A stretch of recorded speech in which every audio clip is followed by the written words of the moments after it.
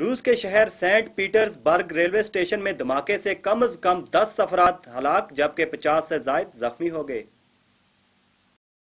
روس کے دوسرے سب سے بڑے شہر سینٹ پیٹرز برگ میں زیر زمین میٹرو ٹرین کے اسٹیشن پر ہونے والے بم دھماکے کے نتیجے میں 10 افراد ہلاک جبکہ 50 سے زائد زخمی ہو گئے۔ دھماکے کے فوراً بعد کئی اسٹیشنز بند کر کے وہاں سے لوگوں کو نکالنے کا کام شروع کر دیا گیا۔ انتظامیہ کے مطابق دھماکے میں چھرے بھی استعمال کیے گئے ہیں، تاہم ممکنہ وجوہات کی مزید تحقیقات جاری ہیں۔ Соглашения о создании союзного государства. Напомню, что вчера мы отмечали День единения народов России и Белоруссии, а в этом году отмечаем еще 25-летие установления дипломатических отношений.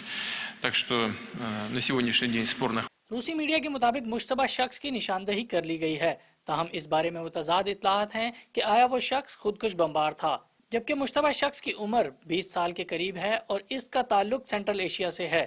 روسی انتظامیہ کا کہنا ہے کہ دھماکے کے بعد ایک دوسرے قریبی اسٹیشن سے ایک دھماکہ خیز ڈیوائس بھی ملی ہے، تاہم اس اسٹیشن کو محفوظ بنا لیا گیا ہے۔ یاد رہے کہ یہ روس میں ہونے والا پہلا دھماکہ نہیں ہے۔ 2011 میں ماسکو انٹرنیشنل ایئرپورٹ پر خودکش بمبار نے دھماکہ کر کے کم از کم 35 افراد کو ہلاک کر دیا تھا۔